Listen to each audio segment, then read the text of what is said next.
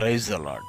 ఈరోజు దేవుని యొక్క వాగ్దానం, యెహోవా నీవు చేసిన దానికి ప్రతిఫలమిచ్చును.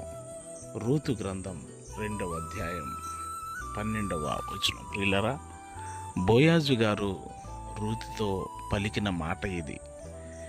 నీ అత్తగారి అయిన నయోమికి నీవు చేసినదంతయు నాకు తెలియజేయబడింది గనుక నీవు చేసిన దానికి యెహోవా నీకు ప్రతిఫలం అనుగ్రహిస్తారు అని బోయాజు గారు రూతుతో తెలియపరిచారు. నిజమే, మనం ఆరాధించిన దేవాతి దేవుడు మనం చేసిన మంచికి ప్రతిఫలమును అనుగ్రహించే దేవుడై ఉన్నాడు.